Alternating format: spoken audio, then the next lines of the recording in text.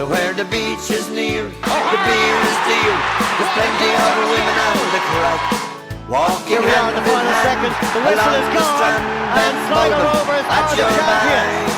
By the riverside, you can watch the tide as it flows. No, I'm being told that Average Joe's does not have enough players and will be forfeiting the championship match. It's a bold strategy, Cotton. Let's see if it pays off for him. Very tight and drive it clean out over the fence. Out in the field, the corner. In the bookie shop, I done. We're here, lads. Episode 4, joined by Ross and Ronan again, lads. As I said the last 3 weeks, great to be here. It's good to be back, I think is what I've said. Okay, keep that up. Keep it up, Roscoe. I'm over the moon to be here, Adrian. Wow, yeah, that's blown away by your response tonight, lads. How are Bringing you? energy. All good now. Can't complain, Edo. Good week. Good week, yeah. It's Tuesday. Was it a good week for you, just personally? Like, Yeah, I had a couple of nice winners. all right, yeah. Derek Keening is to mention, lads. Derek He done a double. We weren't on it. No. We weren't on it. Unfortunately, none of us were on it. He done a big double after the interview. Very popular interview, Marty. Yeah, look, I enjoyed it. He was very easy to talk to, Dara. I'd say we might get him back on again. I think he's going places in the old horse racing world, so it's a good story and one to keep an eye out on, I think. Yeah, definitely. It's a good interview. And Ronan, your interview debut, I believe. Congratulations to you. Yeah, I had a great time doing it now. I was nervous. Oh, yeah? Nah, not really. Nah, not you. You were like, I'm trying to think of an interview here. Marty Morris. I had a couple of Malibu and Cokes to set me down. Oh, yeah. I thought you was in there Wednesday night. Lock of the week didn't come in, lads. Roscoe, you're the winner, though, on it. Marty, you were void, so I was the loser. Yeah. Your game's tomorrow night. Ross is 3 from 3, though. 3 from 3 now. I'm getting a bit of stick. People are saying I'm being a bit safe. How was your bet again? I had Ireland plus 12. Yeah. It was tight again. It was tight again, and it was, they lost by 11 points, felt like 50. I had, of course, Claire Hurlers, but that was shite, to be honest. But look, that's gone. That's neither here nor there. Marty, you're 3 from 3, 9 points, an unassailable lead almost, heading into Christmas. Yeah, this is a big lead heading into Christmas now. In the Sligo Dancer. Yeah, Mandarin Court Chicken Curry pulled it out of the bag for me. Very popular. Yeah, what are we gonna do? Smother them white fronts and curry? I don't know. We talked. We talked to the guys in. Going to talk to the guys in Chicken Curry. Talk to the guys in the Mandarin Court about how they want to receive their prize. Hopefully we could have our Christmas party there for the Sligo Way Pod, the Mandarin Court. Jesus, yeah. Oh, will it be open? Well, things are looking good the last couple of Restaurants. Do you reckon? Yeah. Oh, geez, I would. I'd like that. That'd be nice, wouldn't it? Yeah. It would all have to get chicken curry, though. Oh, absolutely. Yeah. And just be wearing the white ones. We use the white ones as bibs. Some sort of bibs. There was something else I was supposed to say there. Roscoe, Mona McSharry, you were mentioned earlier, actually. She had a good week as well. Yeah, she did. She's setting some good, impressive times over there in Tennessee. There was a meet. The Invitational. The Invitational, yeah. So third fastest in the programme history. So she was in contention for the Sligo Dancer this week for me anyways. We'll get to that at the end of the show. Sorry, something that comes to me right there. We're chatting with Rustler Burgers off air. Marty, you have a come up? Why did Rustler Burgers come up? We're talking about vaccines and saying people are afraid to take vaccines. But the leader Rustler. I know a real story about rustlers. Back in my college days when I was living in Galway with a couple of characters now, and one day I went in shopping and I decided to pick up a Rustler's microwavable streaky bacon. Sorry, no. Is this something in a bun or just bacon? Oh no, it's just bacon. It was too Rustler's done that? Yeah, so it's streaky bacon, 30 Right. seconds. Streaky bacon Never heard of heaven. that. So anyway, I said I'd try this out. Yeah, I thought it was okay, pretty edible, but about 3 months later, Ronan Foley was making a hot chocolate in the microwave, and I was still coming out smelling the streaky bacon. So yeah, that was the end of my... a nice twist in the hot chocolate. Yeah, there was a female living there as well. She wasn't too impressed for that. Streaky hot chocolate. No man, Roscoe enjoyed the Rustler after a night out. He used to go to Tesco early on purpose when it was 24/7. Yeah, just to shake us. He'd like to just leave, Yeah. disappear. You'd And miss Tesco 24/7 actually. Yeah, there was some good crack in there now as well. you'd swear the Do way... you remember when that first opened 24/7? They served alcohol during the night. Really? Yeah, swear. Got cans there many a time, crates. We were there the night we declared Mob Rule on town, and we were stopping in every takeaway from Envy to the Four Lights, and then went to Tesco. No, Don't know. Is it the guards were called. We declared Mob Rule and just took over. Yeah, Hey, you martial law. met some interesting people there in Tesco, didn't you? A certain American rapper. Oh, Coolio, yeah. Sure, that one. No. Another 20%. I was roaring and shouting at Coolio. He was in the plane to Clarence. I think he threw me boxers at him. Some big names at the time. And So I still roaring. I know what I was shouting at him in Tesco, and his entourage asked me down to the fish section, and there was the rap master General Coolio himself waiting for me. To see you when you get there. Yeah, to see. Oh, nice. Nice, very nice to see what my problem was. We made up, but he wasn't too happy. Coolio, I forgot about that. That would have been the best CCTV footage ever, wouldn't it? Coolio. Well, that's a story. Yeah, forgot that. There's a few stories with half celebrities. Right, great intro. Correspondence, lads, lot has come in the last few minutes. This could take a while. We'll go to it next. Hello, my name is Mr. Burns. I believe you have a letter for me. Okay, Mr. Burns. What's your first name? I don't know. Okay, time for correspondence. A lot in this week, lads. A few late entries. Ross, we're going to start with you. Very good question coming up. Yeah, this is a big one from @Chewy is sound. After the Survivor Series on Sunday night and the retirement of the Undertaker, R.I.P. the dead man, who from your respective codes or any Sligo teams would be the equivalent of the Undertaker? And the second part of the question: are there any old teammates of yours who would have been good additions to the WWE? So I suppose we'll start off with the Undertaker. Who'd be your equivalent? Equivalent. There's only one man there. He would have played. Might have played you in Summerhill and Cartron as well. He would have played for Strand Celtic and Calera back in the day. I think he left at under 16. A guy called Paul Rogers who's in Summerhill with us.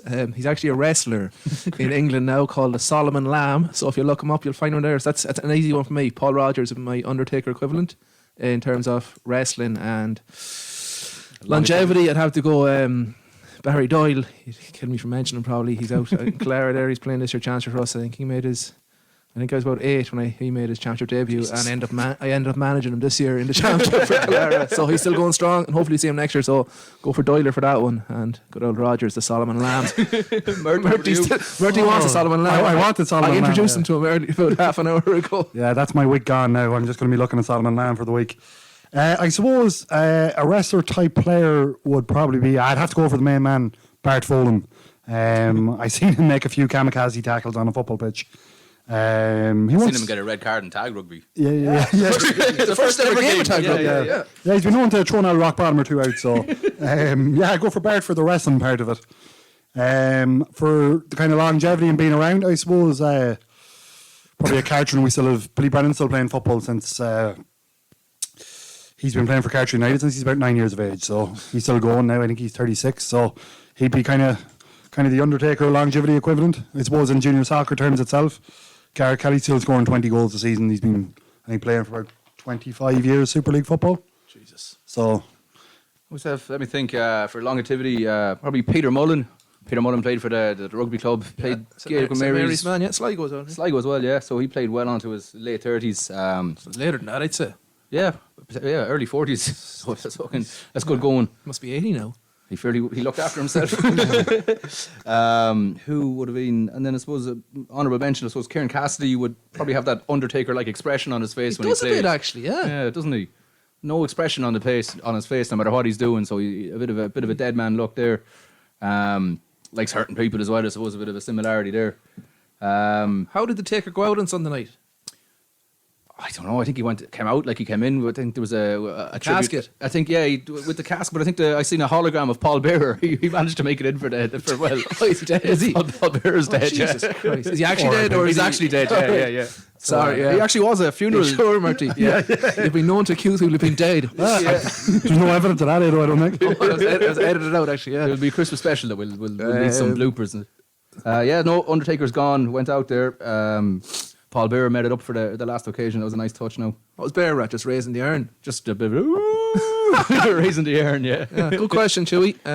Marty, you're up next. So we have Ryan Lynch is back again as Laura Shady McGee. So Shady McGee here again. Question for me and the lads. Would we give up our luscious locks of hair and become naturally bald for Sligo Rovers to win the Champions League?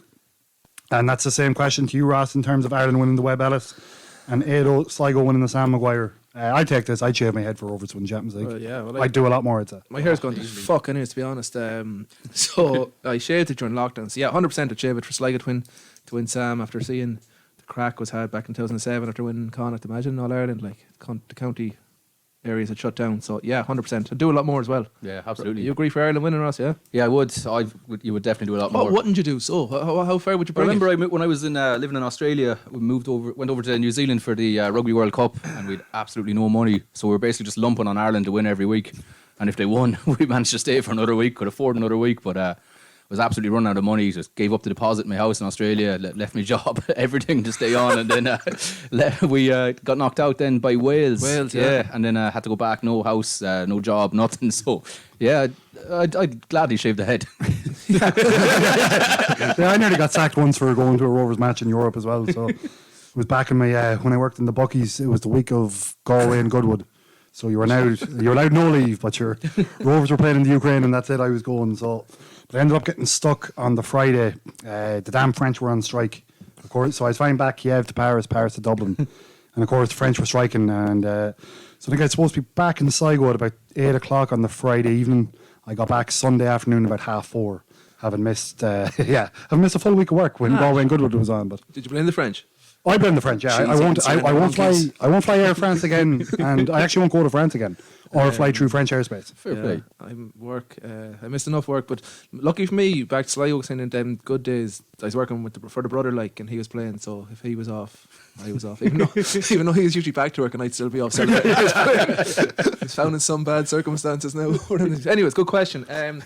Got one here on the Facebook Messenger. Only one person seems to mention this method of messaging. Hello, gang.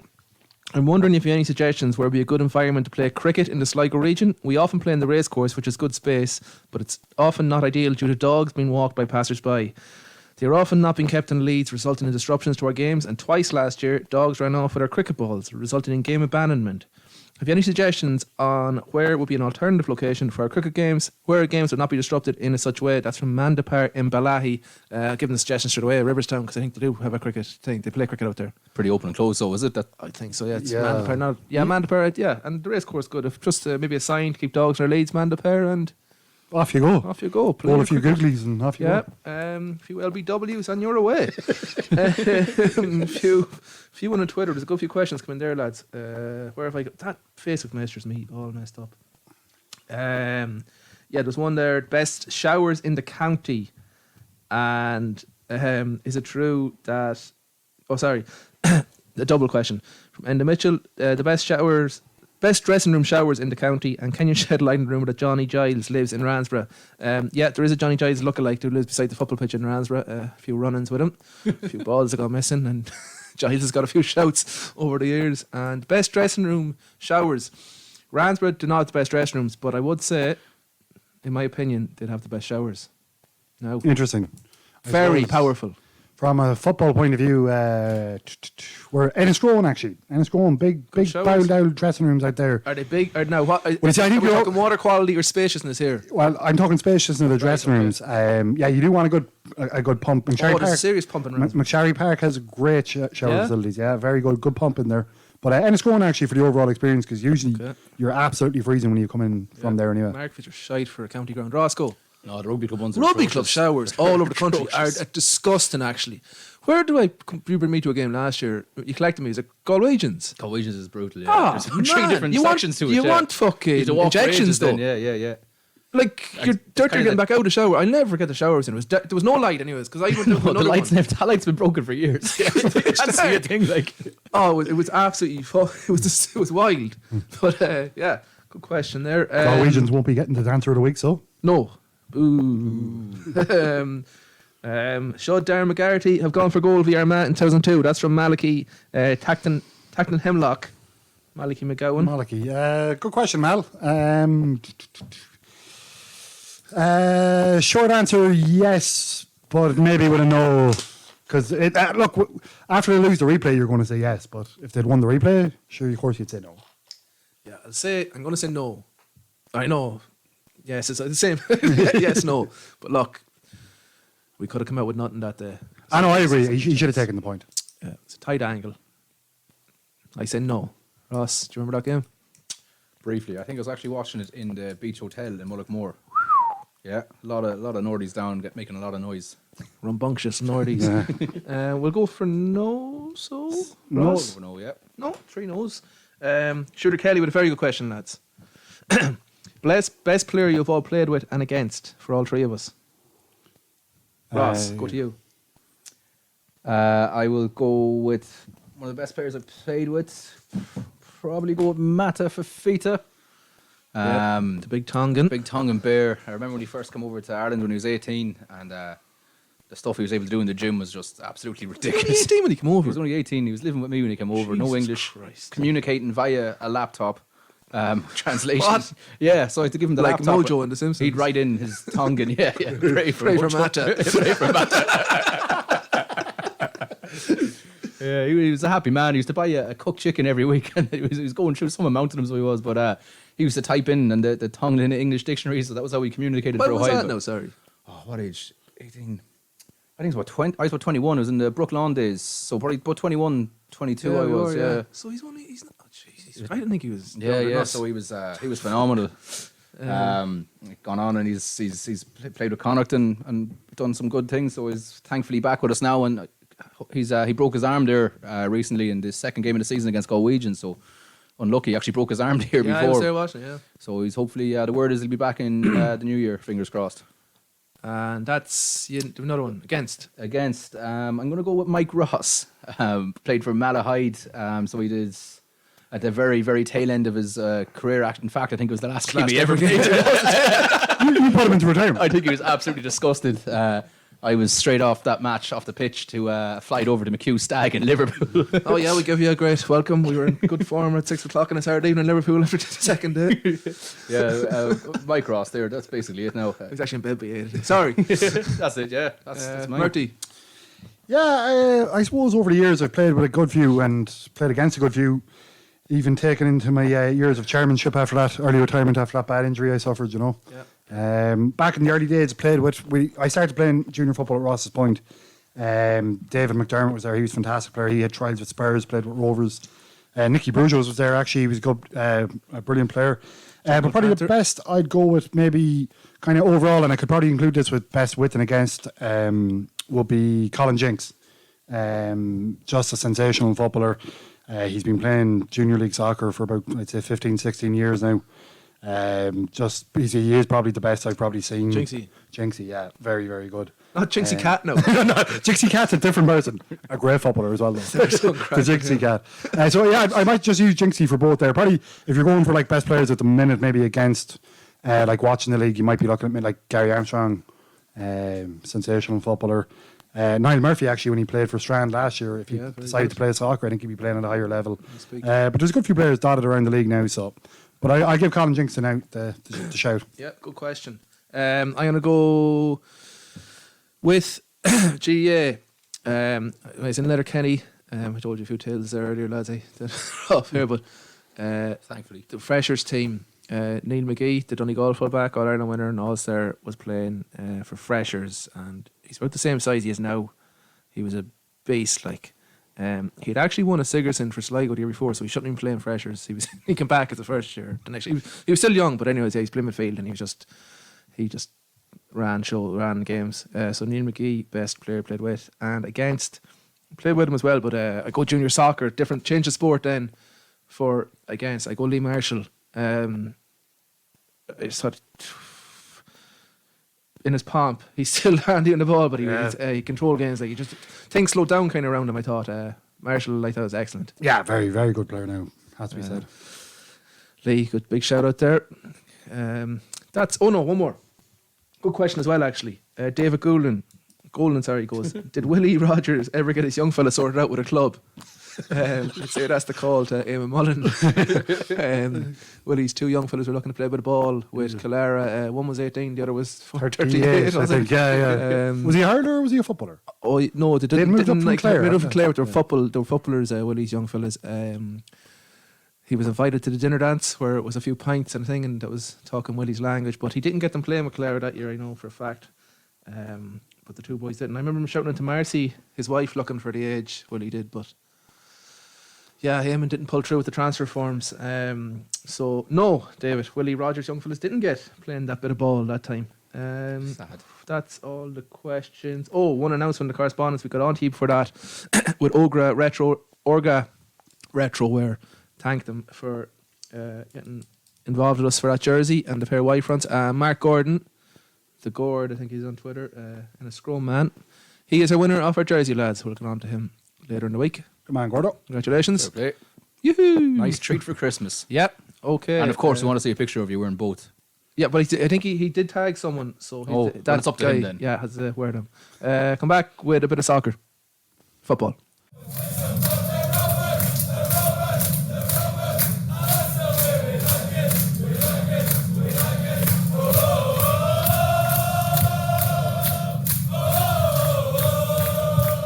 Football. Awooga. John Fashanu. Actually, I'm not getting into that. There's a story, a question with the wolf man. Something they seen with him last week or something. But anyways, Mert, a bit of junior soccer news last week. I should have mentioned it. Yeah, kind of went out of my head too. Yeah, so look, again, we're recording here on Tuesday night. There's going to be an announcement this week at some stage as to what level we're coming out of. Now, at level 3, we weren't actually allowed play games, but we were allowed train.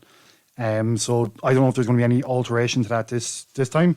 But basically, the league itself has put out fixtures for the first week in January, the 9th and the 10th of January, on the assumption that hopefully coming out of level 5 that we might be able to be in a position to play games. But I suppose the main thing is it just allows the clubs to go back training.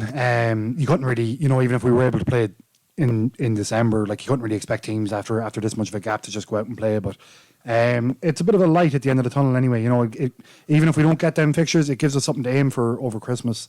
I'd be definitely hopeful we'll be able to get back training from next week. I think you're the same, Ross. We're the same. Hopefully from the 2nd we're back. Yeah. So I think we'd be similar to that. So I suppose we'll probably just take it as pre-season, speaking from Cartron. But yeah, it's a bit of good news anyway that at least, look, if, bit of hope, isn't it? Yeah, if things are going well, we should be able to be back playing the 9th and 10th of I January. was chatting to the Strand manager the other day himself, and he was saying the same, that like it's the boys, I think they're doing bits and putting it into their WhatsApp group that they're doing little bits of runs or whatever, but now it's a bit of hope that it's hard to keep it going, because even that time when the fixtures were called off, or the fixtures were, you could still train for about 2 weeks after that, but you kind of felt like, well, what was the point? And numbers were kind of getting high at that stage, so you didn't want to really put anybody at risk. But I think the lads, even for the minute, even if they could just get back training, I think, look, training can be done safely as far as I can definitely see. could. And matches as well. Yeah, well, look how we've done it the first time. Yeah, exactly. Yeah, there was like I don't know in Sligo Leitrim was there any? But I was at the matches. Yeah, so but at that time, everyone was playing Gaelic, everyone was playing soccer. I it seems to be outdoor events. It does seem to be a lot safer, even if you are playing against other teams. Nah, yeah. Look, you're not. No, I'm not getting into it. Yeah, but yeah, it was done safely before. I know winter's maybe a bit different, but yeah, no. Hopefully, there's a bit of a light there now, anyway. So. Definitely. Controversy during the week. Poor old Stephen Kenny. I think people who want to find a stick to beat him found one. Yeah. I don't like. Look, we don't know the details of what was actually in. Supposedly, it was goals against England. A 3-minute video, 2.5 minutes of 1916 stuff. But no, it's just a scoreboard that said 1916 because someone in Wembley. It was only like 30 seconds of a narrative of history or something, with a few images. Yeah. And sure, look, if anybody playing for Ireland is getting offended by something like that, you shouldn't be playing for Ireland, no? Different culture. I suppose a lot of people still go back to the Jack Charlton days when a lot of team were of English descent and stuff, and they were rebel songs. That's what I'm saying. A lot of people have used that during the week. Is it just at different times now? Maybe, but sure, like. But someone has it in from, obviously. Well, yeah, clearly. That's what it is at the end of the day. I would think that, yeah. The dressing room should be sacred, and if you have grievances, you take it up with your management, not the board. But it's only 2014 John Delaney was on video. Singing Rebels. Yeah, exactly. You know what I mean? As well, like. It's just absolutely what he didn't need at the moment. No, and then I was who was I listening to the other day? I was listening to Joe Malloy, the Sunday pay-per-view, and they were on about, if he needs that to tee up a team. They took it. They didn't care about really English narrative of it. They just cared about that if this is the way he's motivating them. Doesn't it shock? It's very old school. Yeah, if they lost 3-0, and that's what they're talking about. 2 weeks later, that came up then. Exactly. Yeah, but I suppose just with the week it was in it, with the 100th anniversary of Bloody Sunday and that. If they'd won, what would have been said about it? Well, I think up the ras. Alan Kenny to go and give a statement. The goalkeeper, saying it wasn't me. But even I think I'm probably going to stick up. Like I will probably stick up for Kenny a bit more than the average person being a Rovers fan or a League of Ireland fan or whatever. But if we'd won the game against Slovakia, like this whole thing it's very different. If we qualified for the Euros, this isn't even a story. That was probably the only game he's managed that mattered. And Exactly. they were pretty good. I know Slovakia were missing players. Ireland were good that day. I know some players that time too, with the 2 lads on the plane or whatever. But I don't know. How long does he get now, though? If the think World Cup qualifiers don't start well, what happens? It was kind of unprecedented this year. They've played 9 games in 3 months. Yeah, which is it's crazy in international football. Anyway. Yeah, but like these nations, like the day they lost to Slovakia, they played 2 Nations League games. The Sunday and the Wednesday after that. Like, I don't know how you're supposed to get any team up for that after losing on penalties and your main goal is gone. Yeah. It's like and then first couple of games maybe weren't great. Like in the last 2 weeks our team was, I don't know, we're missing about 15 players. Like, I don't think you can judge them on that. 15 starting players as well. well. Is he a Portsmouth fella? Like, I used to think I know most players. Roland like Curtis, No. There's a guy who's in the squad, but not. He wasn't named, but he was there with them at Wembley. He's there at the Aviva against Bulgaria. So who was he? Not really sure. Like a less jacked up Traore, didn't he, for Wolves? He's a Portsmouth player. I can't think of his name, but that just shows but that he was called in, had to go again. Like he didn't. Did he go again? Yeah, but like they had to call people in. Oh, they had to, yeah. And then I was kind of not pissed off, but like did they sacrifice the under 21 a bit then? Yeah, I suppose we did mention that last week. Yeah. Sorry, we did mention that. I suppose it was like with the world ranking. I suppose.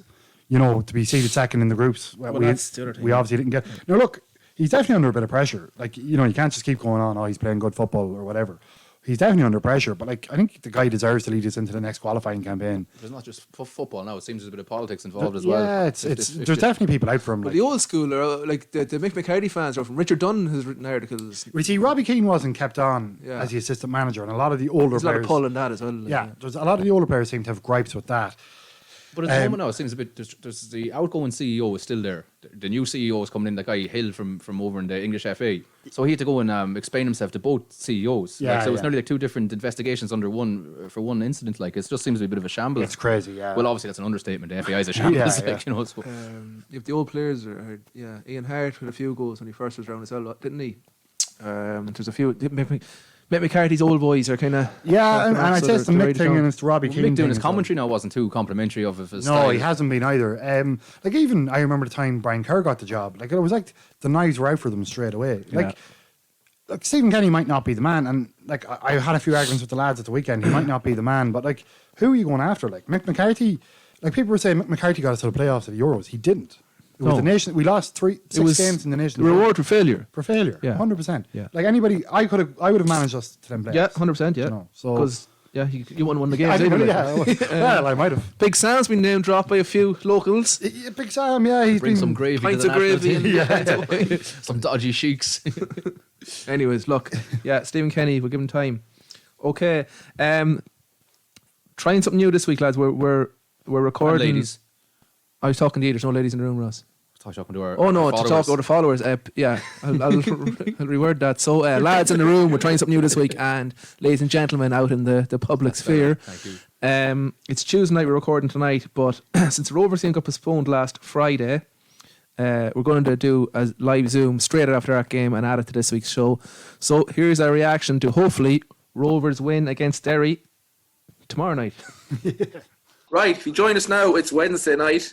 As we recorded last night, I told you, this is a special Zoom recording for the Rovers section with Murty. Get your passport, Murty. You going to Europe? Yeah, that's one stumbling block out of the way now.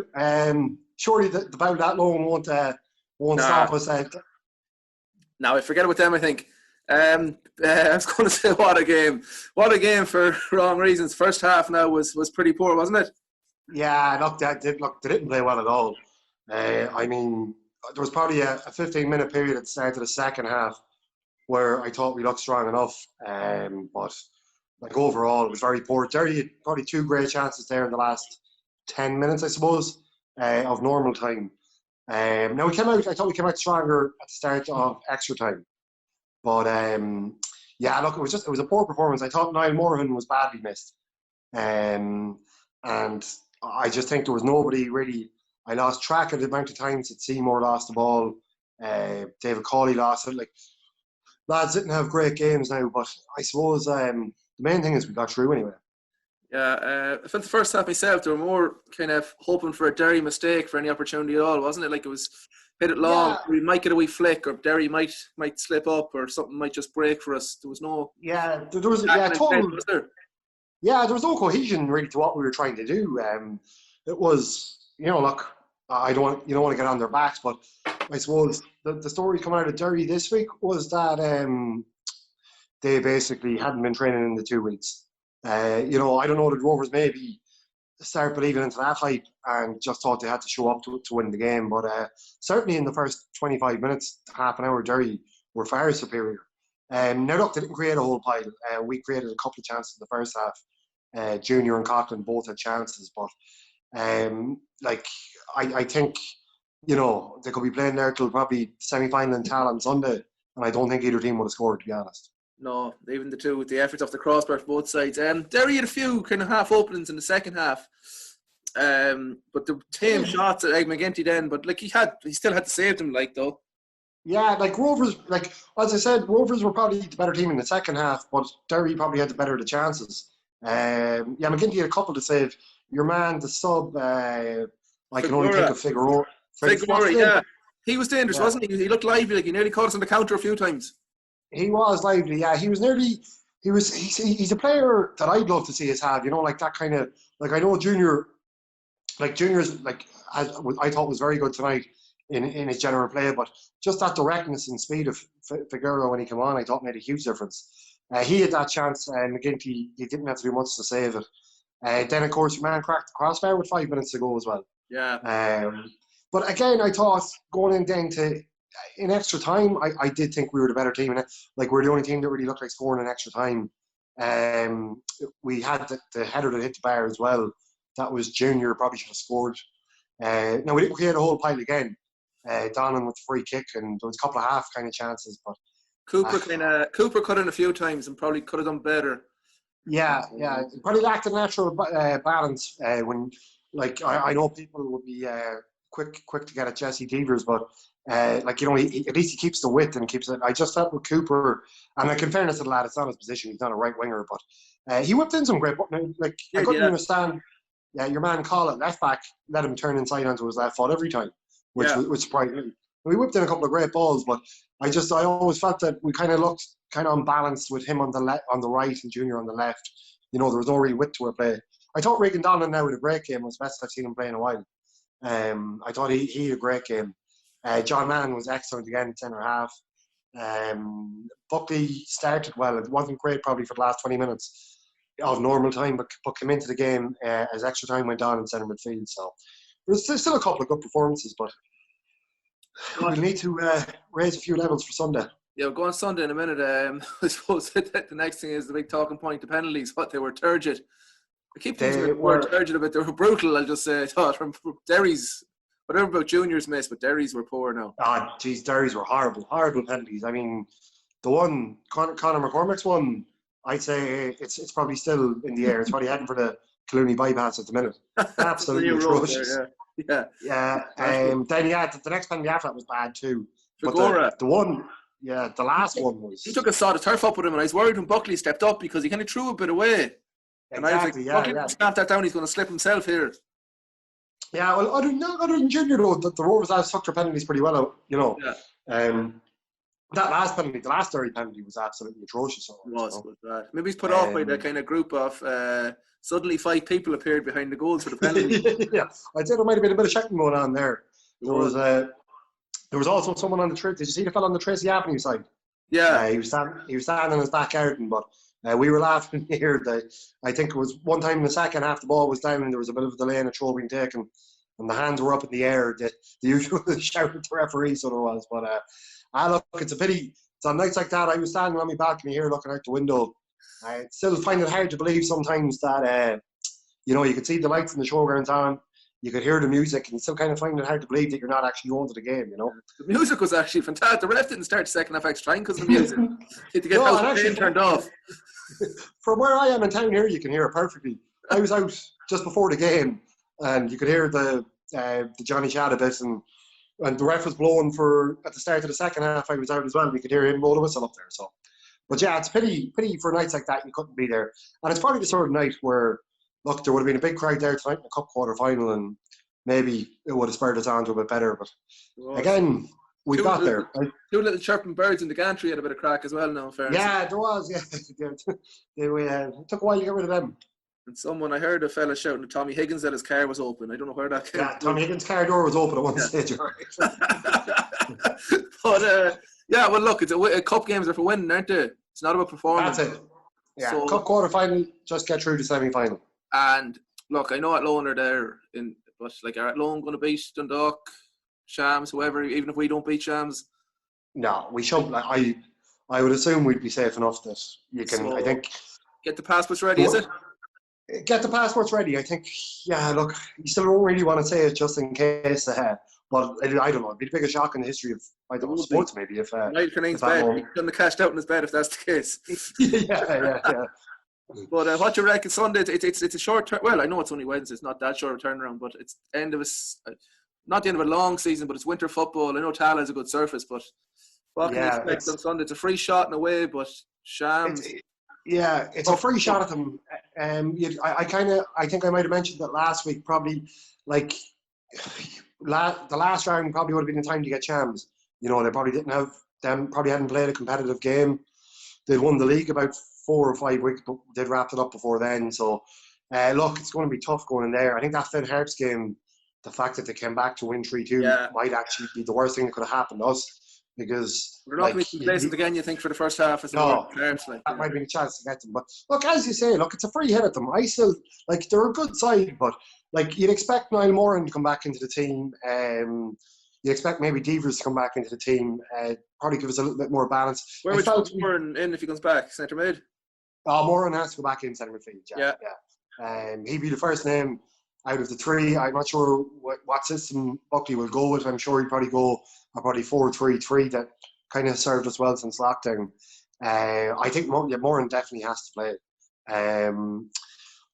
I just, as you say yourself, it's a free shot. It's not going to be easy going to Shams. They're on such a roll. It's going to be hard to stop them.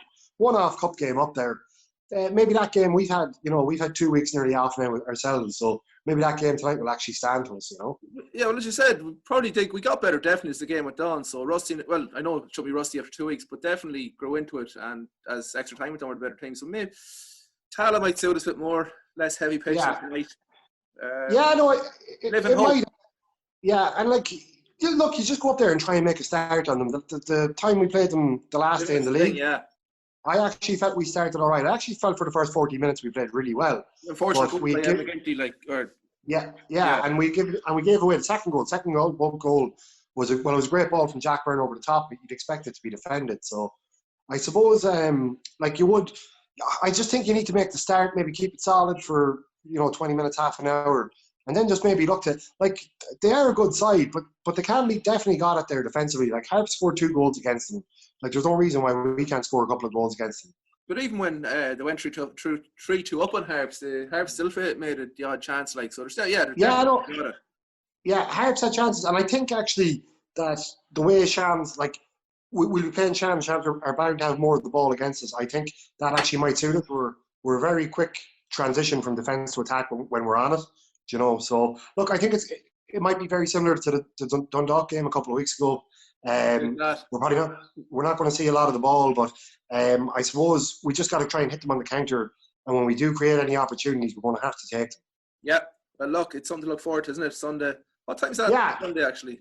2:00 Sunday. Oh, lovely. Have the roast dinner. We have a Rustler or the roast dinner. We haven't decided yet. Watch it with. Maybe a streaky bacon sandwich, maybe. Come here, Ed McGinty. We can put the photo up now with the white fronts. So he's our week 2 winner, of course. So unfortunately, didn't save a penalty, but he made us look big in the goals. We'll credit with him putting them off for the penalties. 100%, yeah. Well done, Ed. Dan's our winner for week 2. And before we go, Marty, a few words on Diego Maradona, who passed away today. Yeah, look, what can you say? Absolute character. Sad news. I suppose we're just at the age where we probably missed him. We just seen the end of him, and I suppose the end of him wasn't great. But it's there for all to see. What he did. I know people get into the debates of the best ever, but for me, I sent you on a clip today. There was 2.5 minutes of what he did in Mexico in '86, just from that one World Cup. It was absolutely sensational. You look at Napoli. I mean, never I don't know how they won the Scudetto before. They certainly haven't won it since. He won it twice with them. He won the UEFA Cup with them. Still treated like a god over there. I think just for sheer breathtaking ability, I think he's the best I've seen anyway. Yeah, there'll never be a player like him because of the circumstances as well. His off the pitch activities and stuff. There'll just never be. He was one of a kind, wasn't he? Big time. Yeah. They don't make them like him anymore. And you have to remember, too, the time he played, in the mid to late 80s and early 90s, it was a different time for football. There wasn't, I think there's that famous picture of Belgium with 7 men around him and they couldn't get the ball off him. But, he shipped an awful lot of tackles.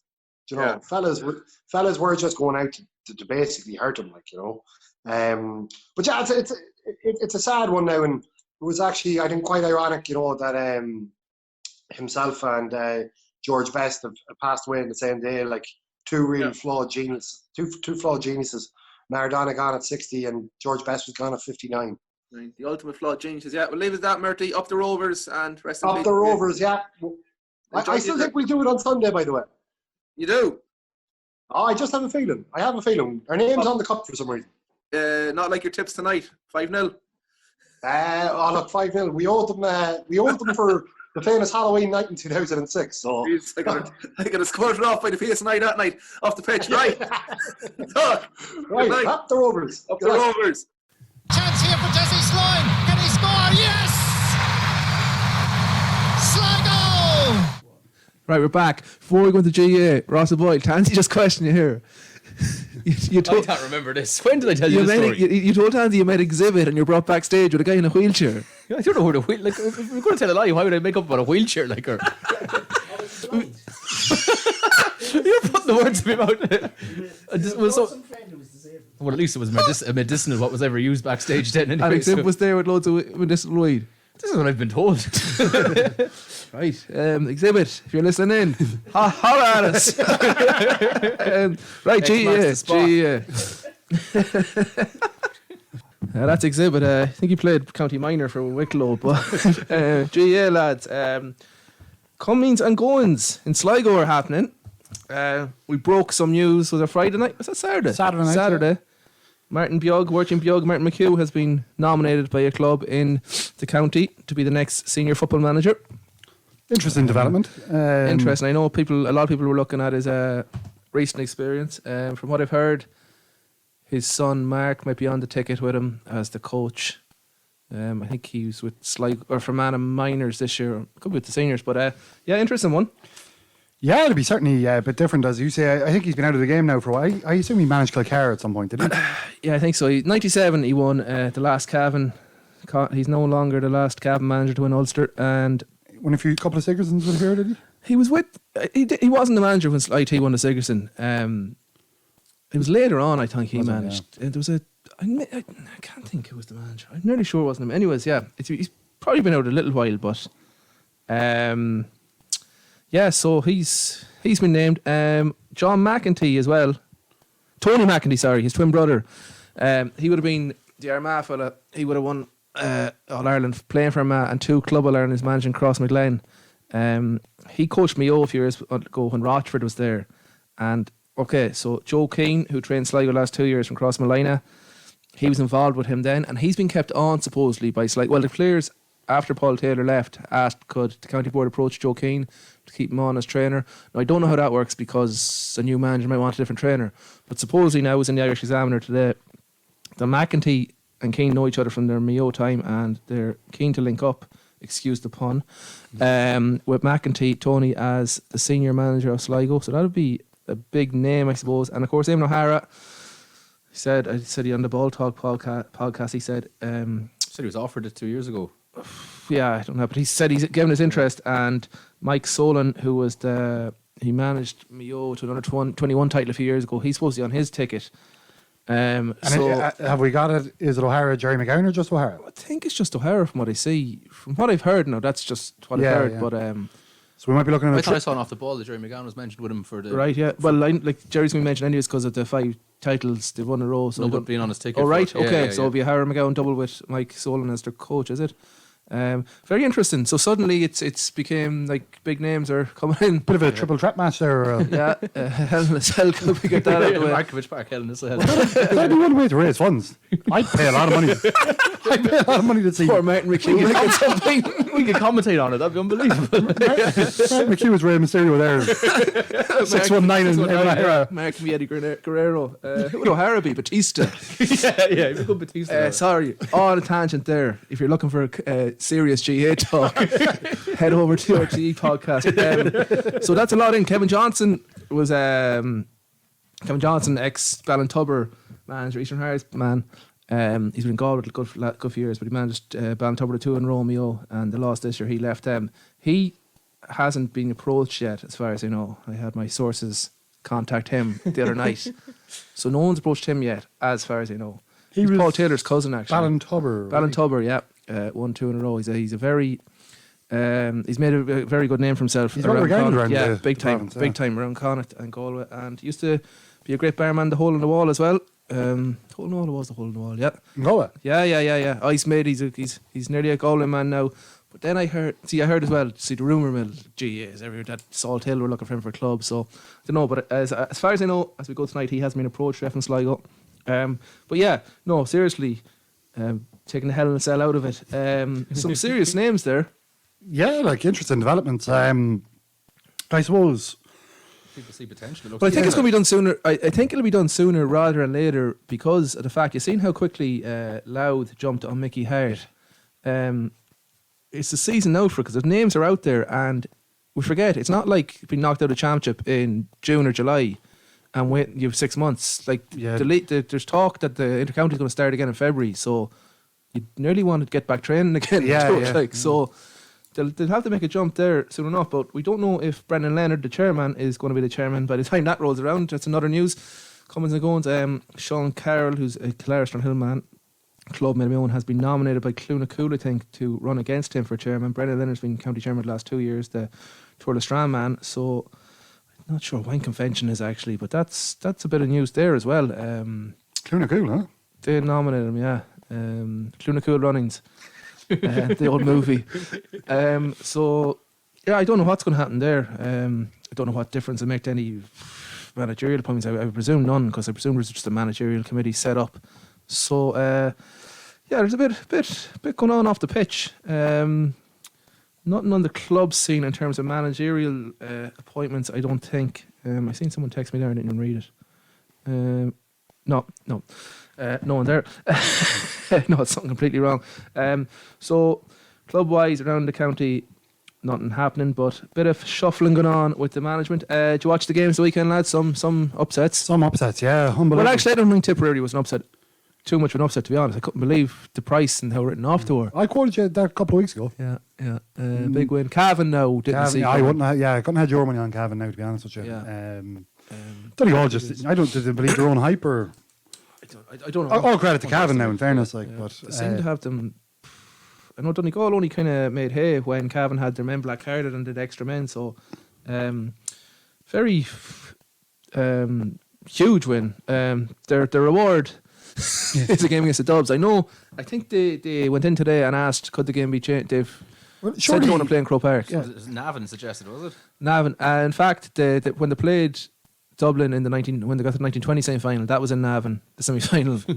There's no reason if the Cavan lads, like, because I've seen a few Dublin people on Twitter saying, "Oh, sure," like, you know, nearly kind of basically saying, "Oh, sure, the Cavan lads would love to play in Croke Park," which might be true in front of 60,000 people, but yeah, I don't like. Well, what did they want? I like the majority of them now have played in Croke Park at this stage because they were in the quarter-final a few years back and they played league finals too. Yeah. Like, you want your best shot at. Well, yeah, it's about winning at this stage, I think. For them. Yeah, and they'll be happy to win Ulster today, but it's about training now to take on the Dubs and look, just get the Dubs out of Croker, and it does. There is statistical evidence that they are not beating teams as much when they're out of Croke Park. Like Saturday night was a farce. I was pissed off at football Saturday night, the Dublin Meath game. Yeah, where do you go from that? It's not the Dublin players' fault at all, and they are absolutely fantastic. Basically, the play was put in front of them. But it's just a unlevel playing field. Do you think you're pulling up in games?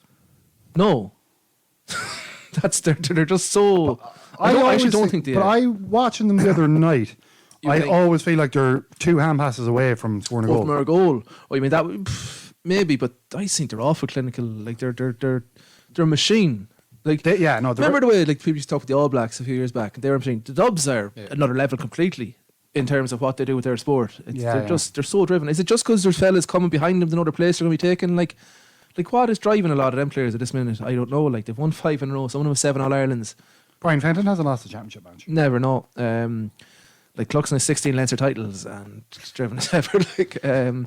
So John Cannellan, the ex-Westmeath player, come out and I don't like the facts he said aren't everyone knows them already. So is there going to be change? What's the change though? What is the solution? I definitely don't know. More funding and support for the grassroots. How long is that? That could be 20. Well, you did say it's a long process. Something has to change. Split Dublin. I don't think that's. No, I wouldn't say. I wouldn't even say split in Dublin. Like at the end of the day, it's you're looking at 15 people getting on a pitch. So like I don't think obviously Dublin have a bigger pick within the population, but you only have to get 15 people on the pitch. Yeah. So like I thought, like basically in 2004 there was a special task force set up to promote the games within Dublin itself. Like they'll have to do some sort of investment around the country or something similar. Yeah, it's investment in the coaching. That was the big thing, wasn't it? Wait till they get good at hurling. That's not that far down the line either. Probably not. And Eddie Brennan could be heading there. Rumour is he left Laois today, so he'd be a big boost for them as well. So yeah, I don't know. But like what? Like, are you going to get GPO, the game promotion officers, into all these schools around Westmeath, blah blah? Is it going to make that much of a difference? The population isn't there anyways. Like, they're not. I don't think, like, if you look at populations, like say Tyrone wouldn't have a huge playing population. No. Given the demographics of the county, at the end of the day, you only have to put 15 people on the pitch. Now I know, look, standards lifting in clubs or whatever does make a big difference. But at the end of the day, it's only getting it's about maybe 30 these days. But Dublin's like Kilmacud have an outrageous. I think they've more members in their club or something. I don't know Kilmacud than Leitrim have. Yeah, in the county. but even something ridiculous. Take a couple of years ago when the club from Longford, the half powers. Yeah, Mullinaghta, Mickey Graham, who won with Cavan. He's saying like they shows club football maybe is that it's not the way to go, but it is. What am I trying to say? I actually don't know what I'm trying to say. I have no solution. And I don't believe in. There's talk about splitting them in 4, but I think that devalues it all for them. Like would you, if you were living, where's the place in North Dublin? Finglas. Would you support North Dublin? I suppose. As passionately as you support Dublin. No, exactly. Again, I don't. Would you if you're a player, would you go as hard? Maybe someone, but would everyone? Yeah, you're wiping out 120 years of history if you split it. No, so. I don't think splitting it's the answer too, but Ewan McKenna does. We're the Bowlewan. There's got to be some sort of way to, like I said it to you the other day. Like you go back to, I'd say I've always said that there should be a Division 1A, Division 1B, Division 2A, Division 2B, because it gives the weaker counties better opportunity. In 2001. The 4 Division 1 semi-finalists were Galway, Mayo, Sligo and Roscommon. Yeah, we lost to Sligo or Galway up in Hyde Park. Yeah. Yeah. So between I just think between 97 and 05. Now I know it's probably us looking back, but I felt like that was kind of like a peak time of Gaelic. Like you're looking at like Westmeath were winning Leinster, Laois won Leinster. Do you know Tipperary and Limerick were regularly putting up to Kerry and Cork. Well, Limerick won a few All-Ireland quarterfinals. Yeah, at that time, and you had Ulster then were like Tyrone and Armagh were only emerging at that stage. Do you know?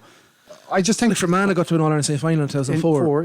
And should have beat Mayo. Yeah, like 2009, Antrim put it up to Kerry. The year Sligo should have beat them. You know, I just think it was more of a fair system. Granted, the GAF's created a monster, really. Yeah, like I don't think the problem is the difference between who would be the 8th best county. Monaghan. I don't think the problem is the difference between Monaghan and Sligo. I think the problem is the difference between Dublin and Monaghan. Yeah, well, it's between Dublin and the rest. Yeah, no, that's what I mean. It's not even like them games. People around with Kerry coming near them. The games against Kerry, I know they only drew the final last year, but the demand there were 14 men. And Kerry couldn't put them away. And then the replay, they were completely comfortable. Like they've dished out a few kind of 6-point hammerings to Kerry, even like. Yeah, and Tyrone in the All Ireland a couple of years ago. Yeah, as well, that was the game was over. Now, the only thing I would say is that, in fairness, up until Mayo should have won a couple of All Irelands that they won. Should have, yeah. You know, another kind, if they had made the breakthrough in 2012 or 2014, I think they would have bet Dublin. Dublin were there for the beating, taken a couple of times. Well, I'd say as well, as you say, they're 15 players, so they're going to be bet at some stage, no matter what. No matter what. Some circumstances are going to get them bet at some stage. But does that one defeat make up for it all? No. So there's going to have to be some. I actually said over the cracks. there's no. I don't know. Is it funding? Maybe it is. So I leave it at that. We'll see. There's a lot of people giving out with those, but I can't fault the players. They're excellent. Oh, you definitely can't fault the players. No. But some people do seem to begrudge the players. Like they're not. Yeah. They're out in the field and they're breaking their balls. They're giving PlayStations during the week. Yeah, but Aidan O'Shea got a PlayStation as well. Like, okay. So how do I get a PlayStation? Don't know. Get your PS2. Right. Going to come back. Rugby, Roscoe. Oh, here we go. They weren't happy. Bit of push and shove. Plenty of feeling. What we need to see is some leadership from you, okay? What we don't need you to do is come and push players after the whistle, okay? Okay. It's not respect. Yeah. I'm playing for my country. I understand that, respect. but let us deal with it. We don't need you as the captain coming in. Let's show some leadership. Zinzan Brook, we're back at rugby. Roscoe, how are you? International wise, busy. What have you got? Local wise? Local wise, Stephen Cairns came off the bench for Connacht at the weekend. They were playing Zebre over in Parma, so Stephen got the last 20 minutes of the match. It was a good bonus point win for Connacht. So good to see Stephen there getting back in at the professional side and getting some minutes, and he had a good impact when he came off the bench as well. Always brings a lot of energy. His passing was really good and he got stuck in. So well done, Stephen. It was a good performance. Locally, we're just running our Sligo Your Club Your Country competition at the moment. It's there's some good prizes there. So if anyone in the club is listening to What's that now, Ross? Sorry. There's just the IRFU every year runs a raffle competition with some really good prizes, and it's a good way for all the clubs then to sell it to the members, so they get to keep the raffle money. And it's raised. not unknown sometimes for the organisers of the raffle to actually win the raffle. Happening a lot lately, isn't it? It is. But yeah, if anyone's out there, you can buy a couple for Christmas presents. There's links Very up good. on the club Facebook page. Schools rugby, just saw an email today that there's a meeting tonight. They're hoping to resume the competition there for the new year. So that's good news for people in the schools, hoping to get back playing a bit of ball. Are you still the Summerhill man? I'm still helping out with Summerhill, yeah. But they've a good few lads up there. Jake Sexton, Ross Mannion, Gary O'Hare. Big Joe Walsh is up there still. Jesus, Yeah, I never thought he'd he's there crossed the now. divide He from the crossed grammar. the divide from the grammar, yeah. So he's up there doing the juniors. And When did that happen? oh, I think about 4 years ago now. Joe Walsh? Joe Walsh has been there about 3 years, 4 years now. He was coaching the under-14s. His son now was in the school. Right. And he won the Summerhill under-14s, won the Connacht under-14s last year. So it was a nice bit of senior silverware Do you for them. remember the original Grammar Summerhill match, Marty? Stop. Stop. That's actually, you could make a podcast on that one game. That was wild. It was outrageous. It actually was outrageous. Outrageous carry on up there. Were you on the bench that day or something, Ross? No, for I this- wasn't playing. And, You were young enough, like we were still I was young. 15. I was still junior. You were I still think. junior, so I'd say. We were in fourth, I Saints. think. Rodriguez got some abuse. Poor on the side. Rodriguez. Someday. That was outrageous. Yeah. Sorry, go ahead. No, Um, that's it. Really, there was a What do you think of the Ireland game? very, very frustrated with the Ireland Turgid performance. Like, what's the definition of? I have it wrote down here of insanity. It's doing the same thing and expecting a different outcome. I actually wrote that down here because that's we're one and the read my same. mind. But it's just like England played the exact same way they've played the last couple of times, and we kept running the same patterns at them. You know, we didn't look for space. When you tried a little bit of difference, the chip, we scored a try. Yeah, exactly. Yeah, I said that in the group on just, Saturday. Just chat, do something different. Yeah. You know, like do what they aren't expecting. But I think Eddie Jones, like he's just so cute. You know, he knew we didn't have it in us Didn't even creatively. have to be cute, I he think, just though. sat back and defended. He knew we wouldn't be put under pressure. But it's amazing even when we had a free hit. That like no look, I know I got the try. I nearly scored the try, Chris Farrell, when it was kicked through. But like, even with free hits, to still take the ball and run into them. Still, England only scored 18 points. Like that should be winning the game of rugby international. And Really, they were gifted. Well, from my limited rugby knowledge, like it seems to be the go-to now is that you have to go for 7, have to go kick for the corner. We were The saying second- that. the second try never happens if Ross Byrne kicks the penalty. It's only 5-3 at that Even if stage. he misses it, it doesn't happen. It doesn't- Second try doesn't yeah. happen. But I suppose like the thing about it is, and go back to the same thing over and over again. Like it's the same against France. Like okay, it was the line out, the malfunction in 5 meters out from the line. Like 7, 6, 7, 8, maybe even got out without. they lost 5 meters out. Yeah, I'd say they lost 70-80% of their attacking lineouts in serious positions. Like it's so hard to get to those positions, and that's the hard work it's getting up there, you know, and then not being able to come away with points. You look at all the good teams in the world, like England, any sniff they got, they were converting chances. So You know, Yeah, it but was it's just, you know, infuriating. I thought James Ryan, he's a fantastic player, phenomenal, but just line-out calling just doesn't seem to be going there for him. But I know you need to put people into these environments and they learn and they get their experience from it. But I just thought it was a bit much for him to be captain and line-out calling. Because that Who would you had there, O'Mahony? O'Mahony, yeah. O'Mahony, I think. Stander? No, Stander wouldn't really be as a line-out caller. Right. But look, it was, you know, it was England were just something else. It was only 11-point loss, but it felt like 50 points watching it. So. Oh, it was an 11-point hammering. Yeah, absolutely. Yeah, like it was so flattered in the scoreline. So Got our lock of the weekend though. got our lock of the weekend. Sorry, yeah, you were lock of the weekend. but look, yeah, frustrating. But just Georgia this weekend. I said just mix it up a little bit, bring in some players. And then it's going to be probably a third, fourth place type game, is it? The next weekend, isn't it? Who's on the other side of the like France is on the other side, isn't it? Well, it's a bit It's just shambles. there's Fiji no Fiji pulled out.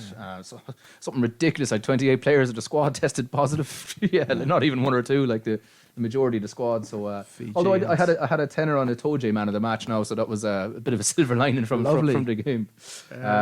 Yeah. So that's it really for me. Disappointing. You were chatting to Sean Henry, Ross. Sean, describe him. He played underage rugby with us at Curry, man. Successful professional career cut short. Yeah. So Sean played with us under 18. He went on to a very successful UL Bows team. They won All Irelands at under 20 levels. They had players like JJ Hanrahan, David Kilcoyne, Tommy O'Donnell, Colin Sheridan from Sligo was down there as well.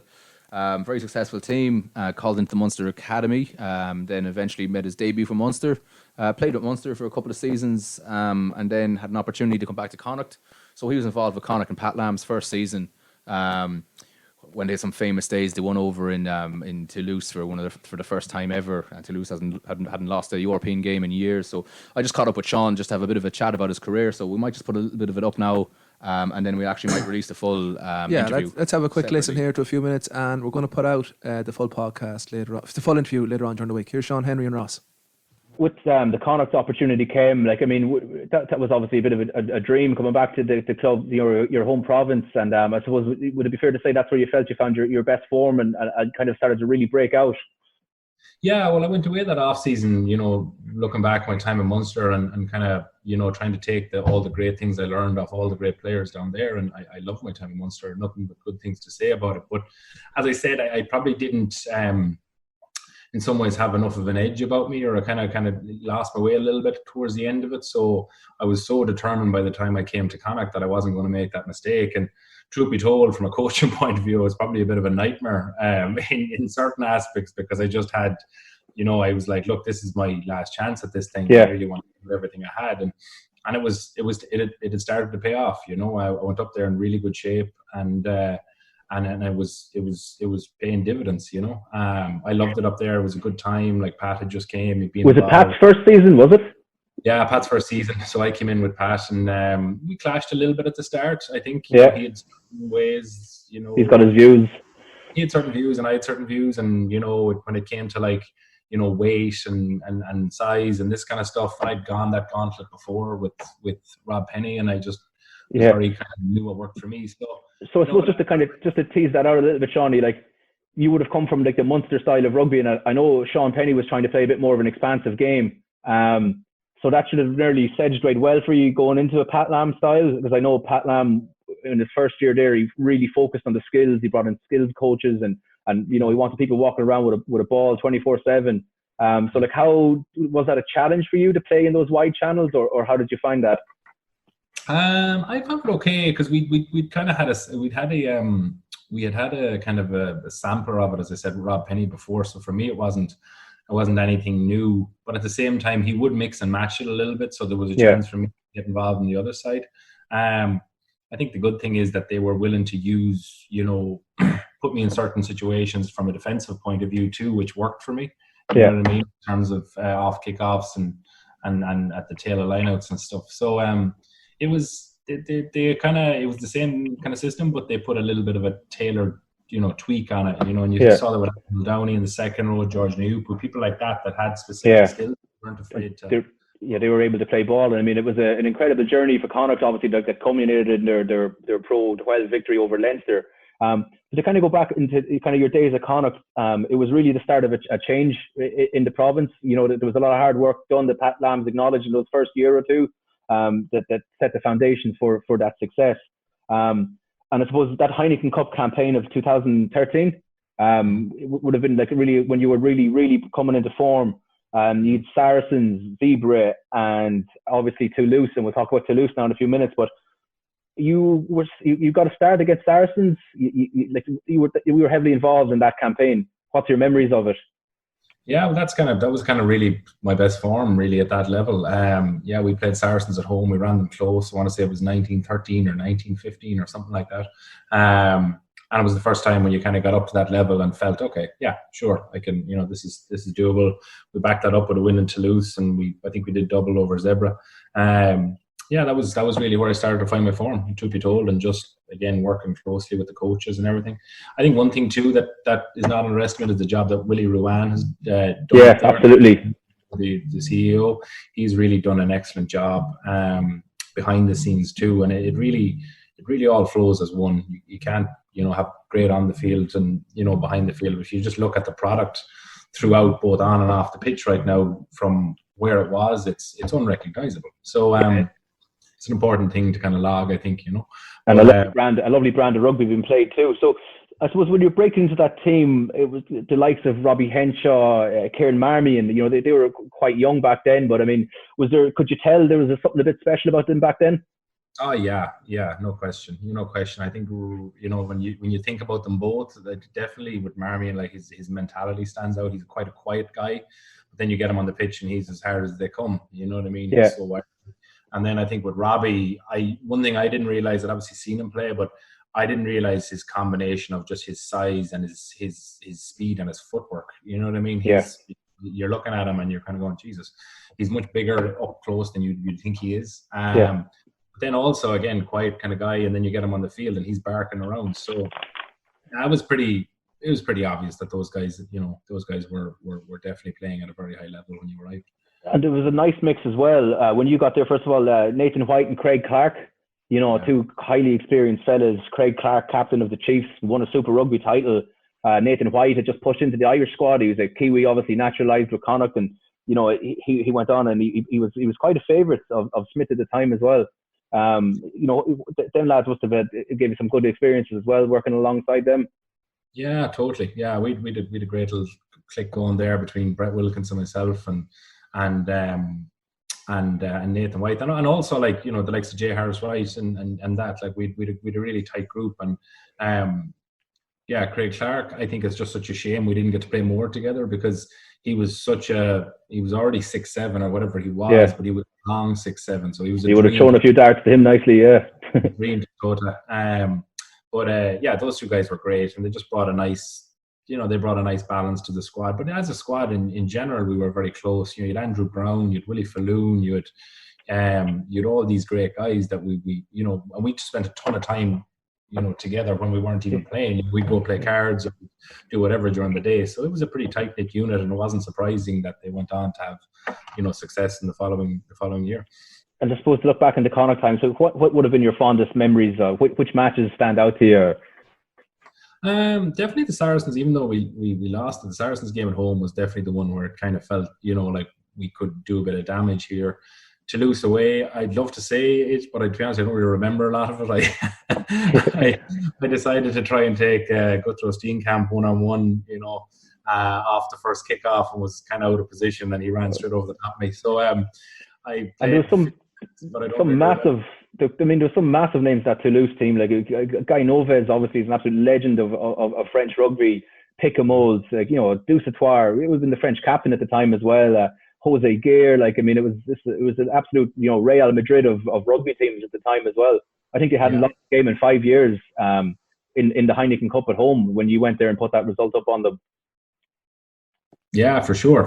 And I think our game plan was spot on, though. Pat had quite a unique game plan going into that really one that I hadn't really considered much of before or seen many people try and implement. And it worked a treat. And I think we kind of got off to a good start, and our basics were really good. Our fundamentals were good. And you do those things away from home, you always have a shot. So I think they probably underestimated us, truth be told. So I think we managed to take advantage of that. But it was. They were probably obviously the big ones. You know what I mean? Those ones were pretty good. To be Smooth Jimmy's Lock of the Week. Ooh, that's a big lock, all right. Okay, lads. Lock of the week time. Disappointing last week. Only two of our horses left the stable. Left the stalls. That's the one I'm looking for. Did you not listen to that interview with Derek Keenan? I know. Yeah, so Marty, you're almost void because Rovers didn't go on. But over to you. What have we got for this week? Oh, so this week it's Bonanzaville is what I call it. We're going for it. Yeah, we're going for it actually this week. So I was going to point out before I say this, Ross has picked a big price selection, but he is 3 from 3 in his own personal selections. So Ross, over to you. Yeah, no, just getting a few texts in. I've been very safe. So I just, with that in mind, I said I would just try and pull something a little bit higher out of the bag. So this week it is rugby again. I can't get too far away from that. I'm going to go for a very emotional and Go on, fired Barcelona. up. Sorry, go on. And Barcelona have just scored there, so I think that's doing well for us in a bit of our side hustles here. I'm happy with that. Braithwaite with the goal.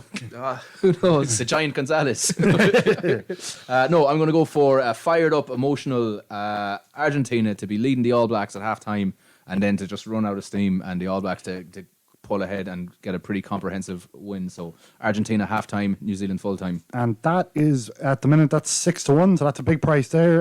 Ado, you're going for the hurling? I'll go hurling again, although I let the side down last week. I kind of ruled the price, and I'm kind of going with it again.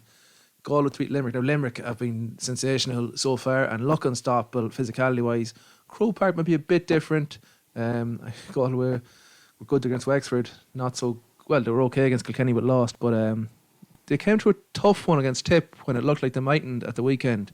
So they're a big price for me as well, so I'm going to go Galway.